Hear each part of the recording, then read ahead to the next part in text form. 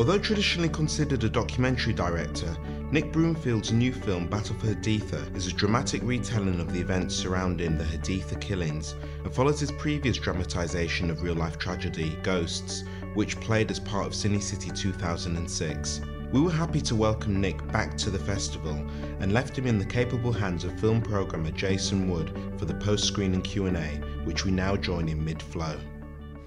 And at the end of it, you get just an entrenchment of suspicion, hostility, and a bigger war coming out of it. And I think that is what happens in the language of the war until people literally have depleted themselves to the point that they can't carry on and fight.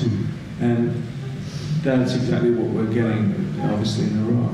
I was also interested by something you said about the kind of research process. Nick always does tremendous. I mean, I think you spent something like 8 months doing research on this film. You're always going to a tremendous level of detail, whether it's for something like Ghosts, one of your real cinema, and we'll come back to that term later, or one of your documentaries. And I just wanted you to talk about the research process on this, because I know it involved interviewing not only Marines, but survivors of the Haditha massacre, and just how that impacted upon the kind of approach that you took to the making of the film. Well, the sort of original idea was to try and just take one incident and look at it in great detail, to try and really understand what the main thinking was in Iraq, or what the main participants in this particular conflict, who they are. And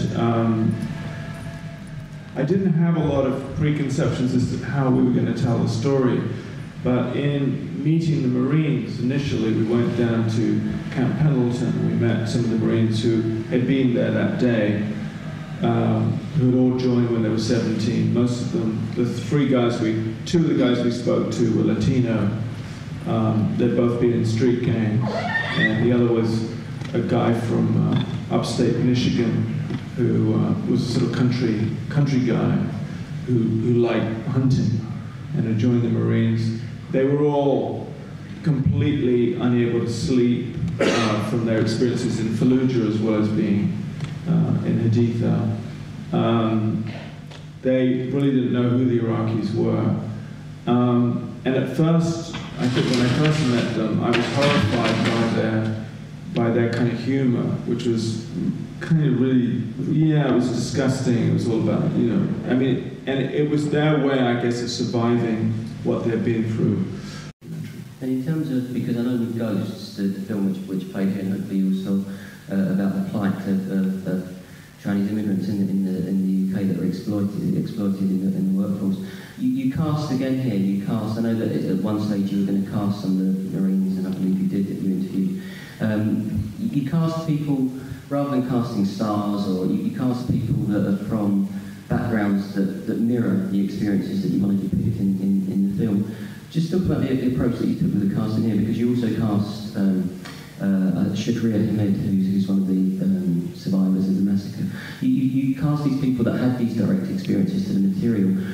How did you choose the actors that you used, and how this must have made for quite a tense set, I would imagine, or maybe not? Well, the Marines, I wanted to get actual Marines, people who had seen a lot of action. All the main Marines had all done that, they'd all been to Iraq. And actually, they formed a very tight group, and they lived in those barracks. And I wanted to find a family that actually were a family, to be the main family. And it was a family of 12 people who I got. And they'd never acted before. They'd recently come from Iraq. And there was a sort of downside to working with non-actors too, which is a couple of times they tried to sort of leave in the middle of the night with all the water heaters and blankets and everything as well. We had to sort of tell them they couldn't leave because we were going to have a real problem with the film, So it was a different kind of problem working with them, but I think we got amazing reality and performances from them. People who obviously had been through a lot of conflict themselves, and you didn't have to tell them how to act it. It all came back when it was happening. It's a tremendous central performance from Elliot Ruiz, who I know came over to the London Film Festival, and I think is now getting a lot of offers in terms of acting work. Was he somebody that you just that was a previous had experience of being in the Marines? Yeah, Elliot, who acts the main Marine, he had been in Iraq and was in Tikrit, badly wounded in Tikrit, and was sort of invalided out of the Marines. In fact, he had a battery in his sort of above his hip here, which was the only way he could walk. It sent a sort of signal that all his nerves had gone in his leg. And I think he, like some of the other Marines, had gone through, were very disillusioned. They realized that the Marine Corps actually didn't care about them, and once they were wounded and disposable, they didn't really want to know anymore. And I think some of the horror that he had been through obviously came out, particularly in his performance in the bathroom, which was entirely Elliot. I think being back in Jordan and living in barracks brought back a lot of his memories of, conflict and seeing his buddies killed and so on. And he was having nightmares, and we shot that scene after one of the occasions where I think he was having problems sleeping and stuff. So I think you can get those kinds of performances by using non-actors. And in terms of, you mentioned the shoot in Jordan. One of the other things that I always look for, I'm always looking for parallels in your work, and you make life quite difficult for yourself in terms of the places that you shoot. Nick made a documentary called Tattooed Tears about life in a correctional facility for juvenile offenders in California, and it's one of the most uncompromising shooting locations I've ever seen. And without going into the stories, I know it was a very difficult shoot. And here you shot in Jordan, and I just wondered what kind of challenges that presented in terms of not just the logistics, but it's quite, as I understand, quite a traditional conservative culture. How did that make the film more arduous? The people, the Jordanian people, are incredibly friendly. I think before we went there, we had images of sort of conflict in the streets, and that people would be very pro-Iraqi, would be mistaken as Americans and so on.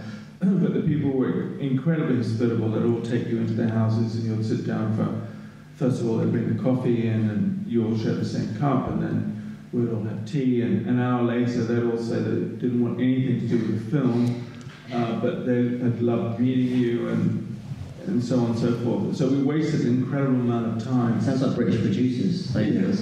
Yeah, we wasted all this time going around, and the women all felt that they would basically end up in hell if they were in the film, and if we even filmed them.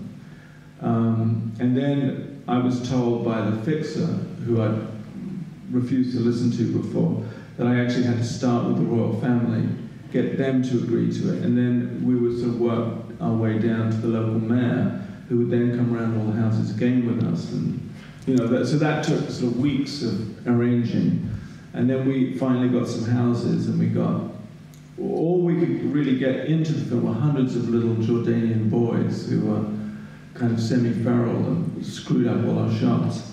But slowly we got more local cooperation. So that was very different from working here. But then I think once we started filming, they were incredibly tolerant of Humvees going down their streets and us lighting endless tires. I think our sort of carbon contribution was completely disgusting. We all, and I think they quite enjoyed the novelty of us making the film. And in terms of the aesthetic of the film, and obviously Ghost is a film that I admired a lot, and I think people kept saying it was your first, we talked about these terms, fiction film. It wasn't, but it was the first fiction film you've made that was directly related in a kind of aesthetic sense, the documentaries that you made. And in terms of Battle for Haditha, how did the approach that you took differ from Ghosts? I know that you found Ghosts a hard experience in terms of the making of it, but also a very satisfactory and enjoyable one in terms of the film that you produced. What did you learn from the experience of making Ghosts that you brought to Battle for Haditha? Well, I think Ghosts was a real experiment, so it was just wonderful that it sort of worked. You never really know whether it's just going to be the most awful thing you've ever done. So, and the experience of working with non-actors worked for me, and so I felt a lot more confident really on this film, and I was probably able to make a more visual film. I used the same DP, Mark Wolf, who it's a very heavy camera, the one we were using, the big HD camera. But he's able to shoot in this way with the camera. And so we work still with a teeny little crew of most of the scenes, like 5 people.